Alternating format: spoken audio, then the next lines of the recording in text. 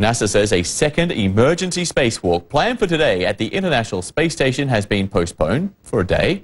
Astronauts spent about 5.5 hours over the weekend removing a broken cooling pump. The next spacewalk is being delayed because of a possible problem with an astronaut's spacesuit. The crew is now adjusting a backup suit for him.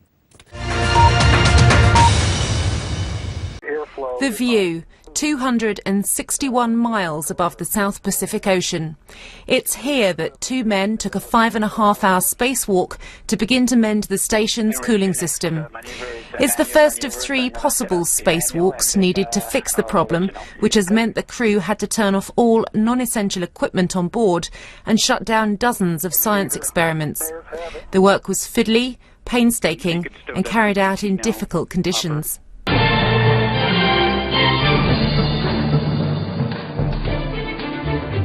But a malfunction in astronaut Mastracchio's suit, my toes are quite cold, forced the postponement of a second spacewalk, scheduled to complete the repairs. We want to dry that suit out overnight.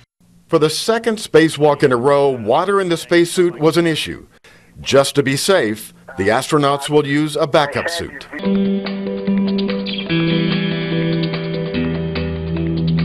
While NASA says the ISS crew aren't in danger, the partially running cooling system isn't enough to keep supporting all the laboratories on the US side, so needs to be fixed. This is the first of 3 planned spacewalks to rectify the problem. looks like it's released.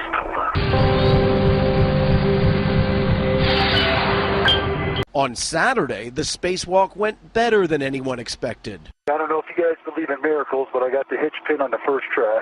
Oh, that's awesome, Rick. Astronauts Rick Mastracchio and Colonel Michael Hopkins are working urgently to repair the pump because, as things currently stand, there's only one working cooling pump, and the space station has turned off many of its non-essential systems. On Tuesday, if all goes well, astronauts will slip the spare pump into position.